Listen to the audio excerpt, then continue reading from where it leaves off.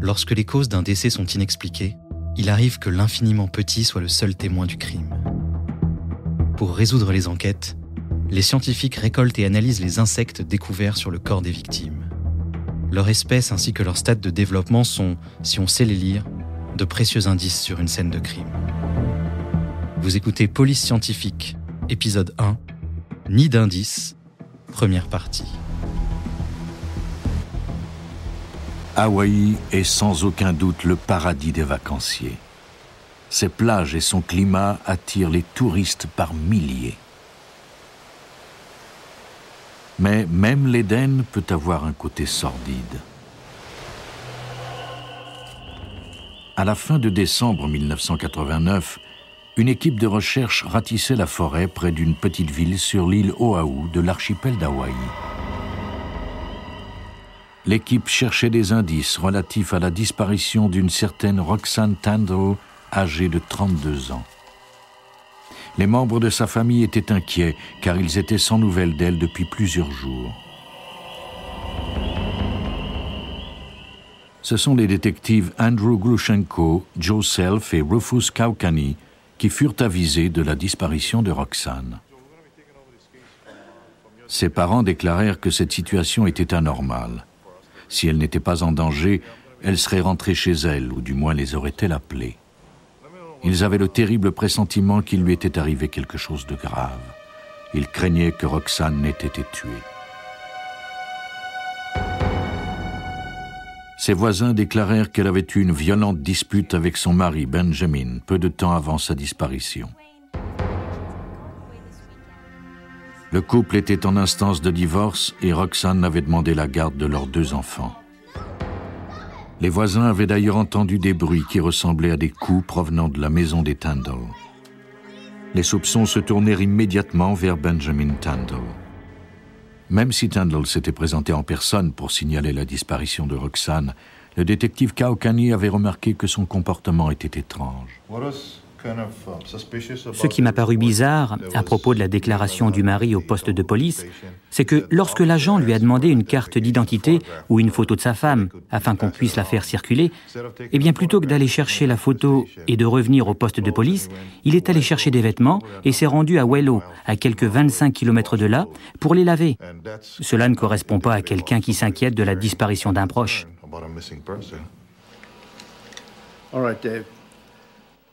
Soupçonnant qu'il y avait eu meurtre, les enquêteurs obtinrent un mandat de perquisition de la maison de Roxanne. Si elle était toujours vivante, peut-être pourrait-il découvrir des indices qui permettraient de la repérer. Et si Benjamin l'avait kidnappée ou tuée, ceci devrait en faire la preuve.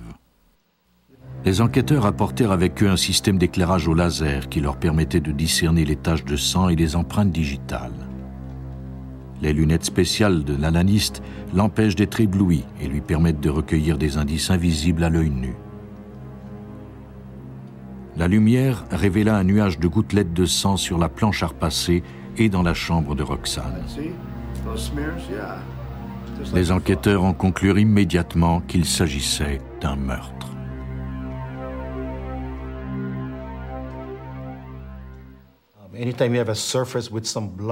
Lorsqu'on a du sang sur une surface et qu'on la frappe avec force, il éclabousse. Plus on frappe fort et plus les gouttelettes sont petites.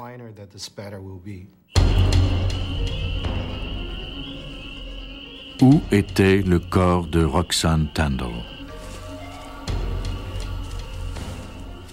La découverte du cadavre permettrait à la police de poursuivre l'enquête. Mais sans le corps, il était impossible d'arrêter le tueur.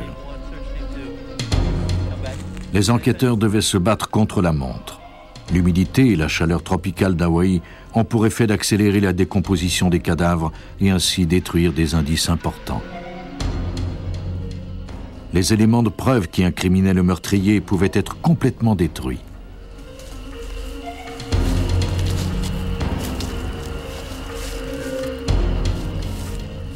L'enquête avança enfin la veille du jour de l'an 1989, soit 2 semaines après la disparition de Roxanne. Hey guys, I think I found something over here. L'équipe de recherche découvrit le corps d'une femme.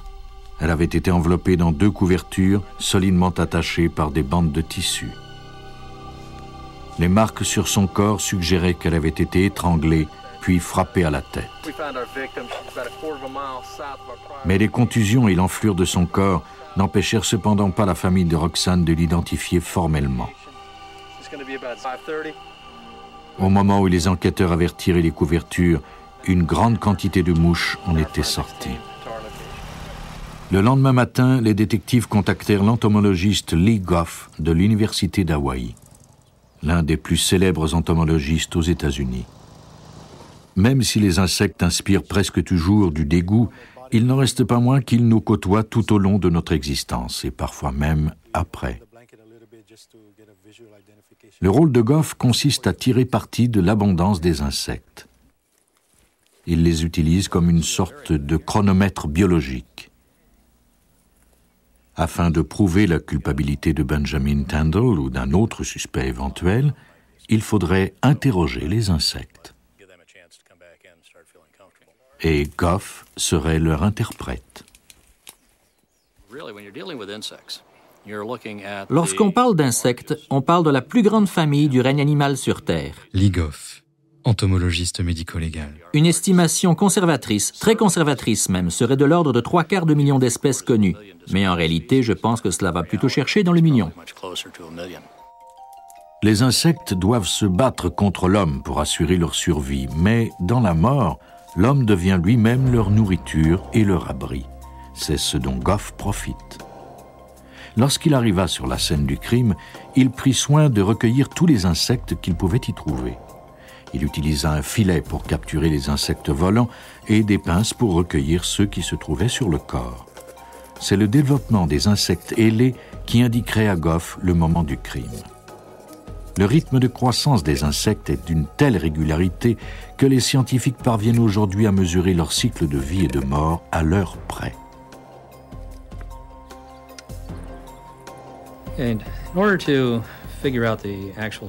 Pour établir le moment de la mort, il faut d'abord recueillir le plus grand nombre d'insectes possible sur le corps.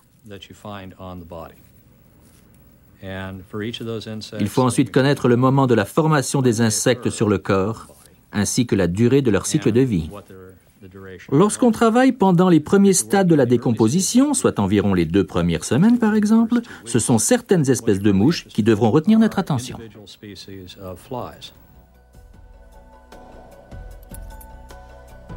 La température accablante d'Hawaï avait eu pour effet d'encourager la croissance des insectes sur le corps de la victime. Cela fournissait à Goff une grande quantité de spécimens à analyser.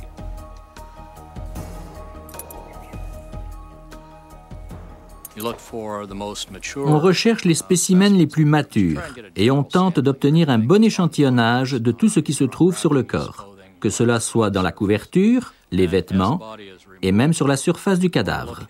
Puis, lorsque le corps est enlevé, il faut analyser les insectes rampant sous le cadavre. Très souvent, au fur et à mesure que la décomposition progresse, le centre d'activité des arthropodes se déplace du corps lui-même à une sorte d'interface entre le corps et la terre. Il s'y trouve des informations très importantes pour l'analyse et elles ne sont pas sur le corps. Goff rapporta ses échantillons à son laboratoire de l'Université d'Hawaï. Peu après la ponte des œufs de mouche, commence le développement des larves. On les appelle communément des asticots.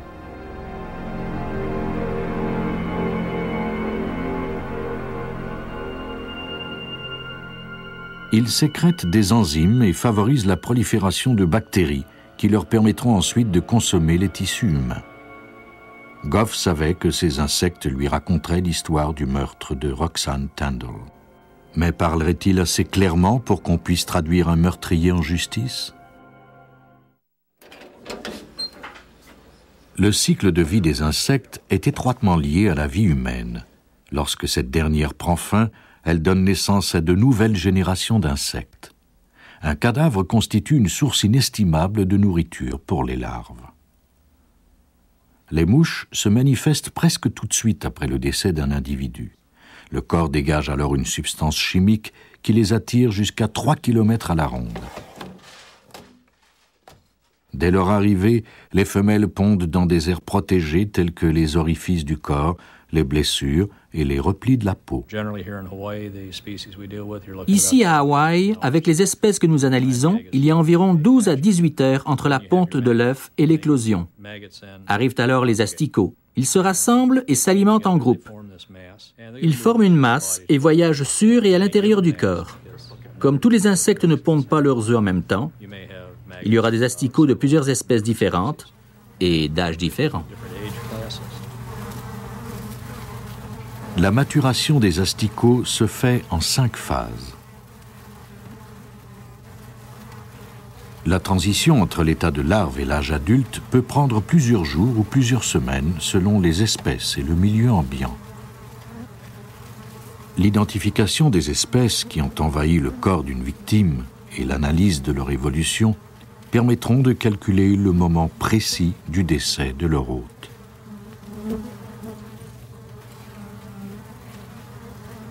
C'est précisément la tâche qui avait été assignée à Lee Goff. Cette information permettrait ensuite à la police de vérifier l'alibi du suspect. L'analyse préliminaire suggérait une activité d'environ 10 jours et demi. Mais je savais que c'était plus long que ça. Et je savais aussi qu'il existait de la documentation à ce sujet qui corroborait mon analyse. Lee Goff se doutait que les couvertures qui entouraient étroitement le corps de la victime avaient retardé de plusieurs jours l'arrivée des mouches. La seule façon de vérifier ses soupçons serait de tenter une expérience, c'est-à-dire recréer les mêmes conditions dans lesquelles le corps avait été découvert. Pour ce faire, il n'avait d'autre alternative que d'utiliser le corps d'un cochon mort. Afin de déterminer le moment précis de la mort, j'ai utilisé un cochon d'une vingtaine de kilos et je l'ai emballé de la même façon. J'ai ensuite soumis l'animal à des conditions identiques afin de voir combien de temps les insectes prendraient pour repérer le corps et y pondre leurs œufs. Goff devait défaire les couvertures périodiquement pour observer le processus. Presque tous les insectes recueillis sur le corps de la victime étaient des asticots adolescents ou des mouches adultes. Bien que le cadavre se soit décomposé, il n'était pas là depuis assez longtemps pour attirer d'autres espèces d'insectes.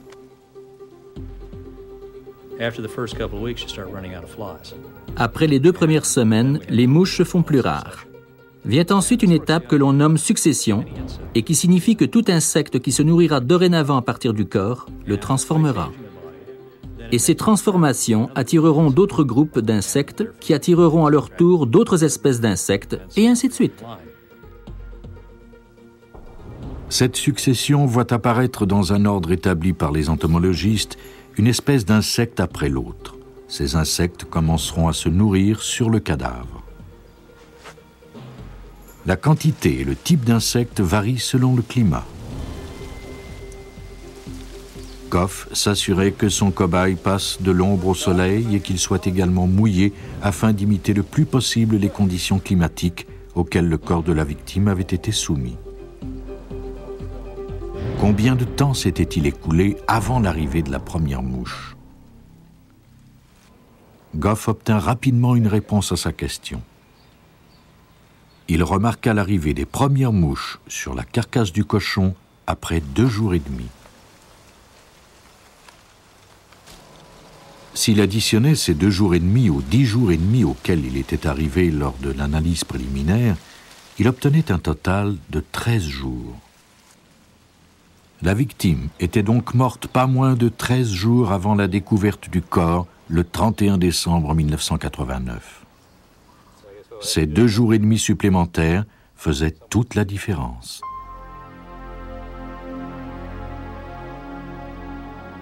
L'estimation de Goff concordait en tout point avec la disparition de la victime et la découverte de son corps 2 semaines plus tard, la veille du jour de l'an.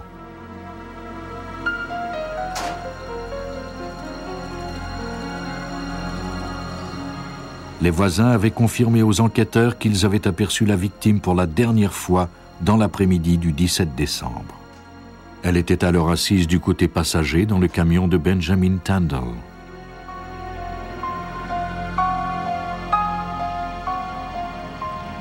Ce dernier fut emmené au poste de police pour y être interrogé. Il accepta même de passer le test du détecteur de mensonges qu'il échoua, après quoi il exigea la présence de son avocat.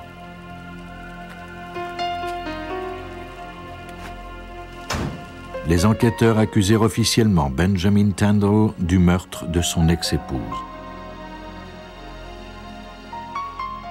Peu avant le procès, les avocats du procureur reçurent une autre information incriminante. Les enquêteurs avaient découvert sur une photo que l'une des couvertures employées pour emballer le corps de la victime était identique à une couverture posée sur le divan dans sa maison. En plus, le sang découvert dans la maison de Tandle était du même type que le sang de Roxane.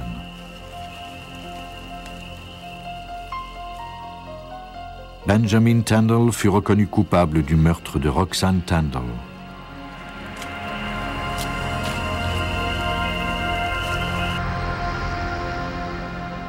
Le 24 novembre 1990, il fut condamné à la prison à perpétuité. En établissant le jour du meurtre, Goff était parvenu à faire incarcérer ce criminel. Ce qu'a fait le professeur Lee Goff nous a aidés, surtout pendant le procès. Détective Kokanyi. Il y avait cette victime, une femme portée disparue depuis 2 semaines. Son mari avait d'abord déclaré qu'elle était partie à une fête, puis qu'elle était partie travailler, puis encore qu'elle était sortie avec des amis. Il y avait la possibilité qu'elle ait été tuée 1 semaine avant la découverte du corps, plutôt que 2 semaines. Je crois que le témoignage de Goff au procès a soutenu les preuves circonstancielles dont nous disposions, et surtout au sujet du moment où elle a été assassinée. Les insectes avaient parlé et leur témoignage silencieux avait permis de traduire un meurtrier en justice. À des milliers de kilomètres d'Hawaï, dans les montagnes du Tennessee, les insectes permirent cette fois-ci d'identifier une personne portée disparue. Lors d'une promenade, un jeune homme trébucha sur des ossements. Tout près, il découvrit un crâne usé par les intempéries. Ce crâne recelait peut-être la clé de cette étrange découverte. L'est du Tennessee est niché au pied des montagnes de Cumberland. Cet endroit est apprécié pour la qualité de son air et le charme de ses petits villages. Mais sa situation géographique isolée en fait également un endroit idéal pour se débarrasser d'un cadavre. En janvier 1989, la police reçut l'appel d'un homme qui déclara avoir découvert un squelette sous des feuilles mortes.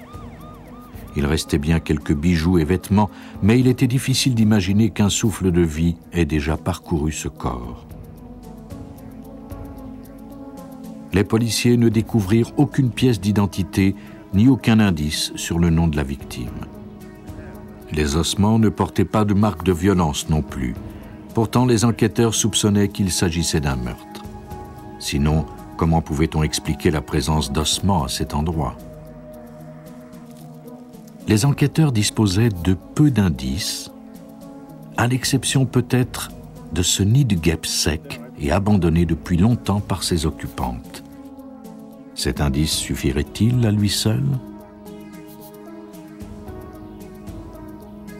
La direction du service des enquêtes du Tennessee fit appel à l'anthropologue légiste William Bass.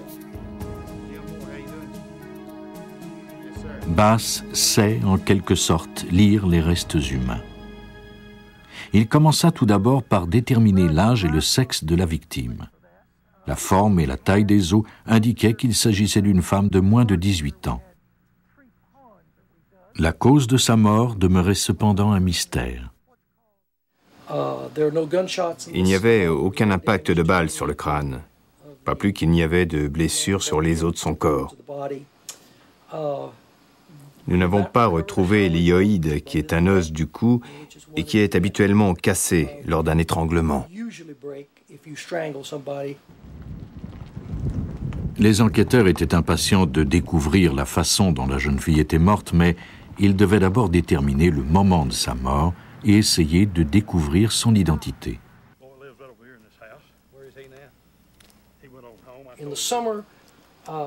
La chaleur du Tennessee pendant l'été a pour effet de faire disparaître très rapidement la chair qui recouvre un corps.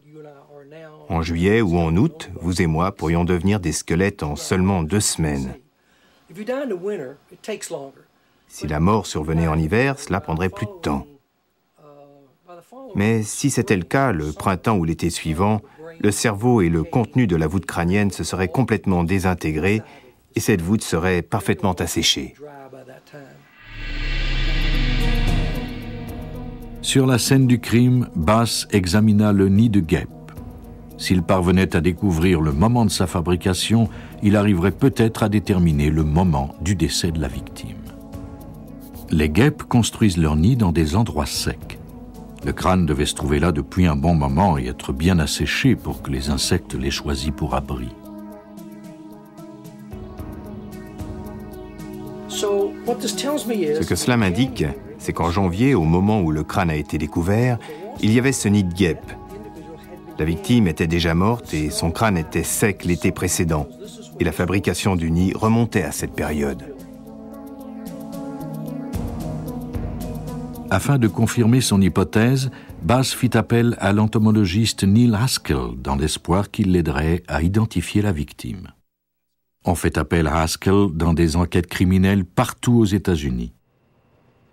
Les entomologistes connaissent les cycles de vie, de reproduction et de mort de plusieurs insectes.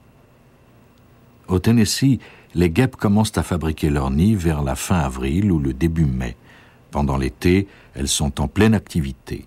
Puis, lorsque l'hiver arrive, elles meurent. Le printemps suivant, le cycle recommence.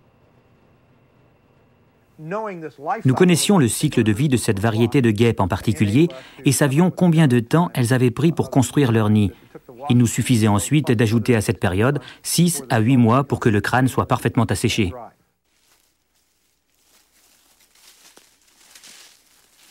La reine des guêpes n'avait choisi d'y faire construire son nid que si le crâne était parfaitement sec au printemps 1988. Avant l'arrivée des guêpes, une brigade de mouches pondeuses et de coléoptères charognards s'était nourrie à même le cadavre et avait ainsi nettoyé le crâne vers la fin de l'été 1987. Bass et Haskell conclurent tous deux que la jeune fille était morte au plus tard, vers le milieu de l'été 1987. Nous avons additionné la période de développement des guêpes au temps qu'ont pris les autres insectes pour nettoyer les os du squelette. Nous avons estimé que le corps se trouvait là depuis 1 an et demi au minimum. Neil Haskell, entomologiste médico-légal. Il pouvait avoir été là depuis plus longtemps. Nous avons découvert par la suite que ce cadavre se trouvait là depuis février, soit 2 ans avant sa découverte. Les guêpes avaient donné aux enquêteurs l'information dont ils avaient besoin. Après avoir établi la période de la mort de la jeune fille, ils pourraient peut-être découvrir son identité. Ils limitèrent leurs recherches aux jeunes filles disparues au cours de l'année 1987. Ils notèrent également la description du bijou découvert près des ossements. Au cours de leurs recherches, les enquêteurs mirent la main sur le rapport d'une jeune fille qui présentait des ressemblances évidentes. Sur une photo incluse dans le rapport, la jeune fille portait certains des bijoux découverts sur la scène du crime. Elle s'appelait Michelle Denise Anderson. Elle avait seulement 15 ans lors de sa disparition. Denise avait été vue la dernière fois lors d'une fête tenue le 9 janvier 1987. Lorsque sa mère s'était aperçue qu'elle n'était pas rentrée, elle avait signalé sa disparition. Tant que les policiers n'auraient pas plus de détails sur sa disparition, ils seraient forcés de présumer qu'elle avait fait une fugue. Les enquêteurs ne sont malheureusement parvenus qu'à résoudre une partie du mystère. Ils connaissent maintenant son identité et savent, grâce à son âge et à l'état de ses os, qu'elle était en bonne santé au moment de son décès. Ils sont convaincus que Denise a été assassinée, mais ne savent toujours pas comment. Et personne jusqu'à présent n'a été arrêté pour ce meurtre. L'affaire reste ouverte et l'enquête se poursuit. Vous venez d'écouter Police Scientifique. Si vous avez aimé ce podcast, vous pouvez vous abonner sur votre plateforme de podcast préférée et suivre Initial Studio sur les réseaux sociaux. Police Scientifique est un podcast coproduit par Initial Studio et New Dominion Pictures, adapté de la série documentaire audiovisuelle New Detectives, produite par New Dominion Pictures. Cet épisode a été écrit par Steven Zorn et Robin Bates et réalisé par Joe Wicha. Production exécutive du podcast, Initial Studio. Production éditoriale, Sarah Koskiewicz, Mandy Lebourg et Astrid Verdun, assistée de Sidonie Cotier. Montage, Camille Legras, avec la voix de Benjamin Septemours.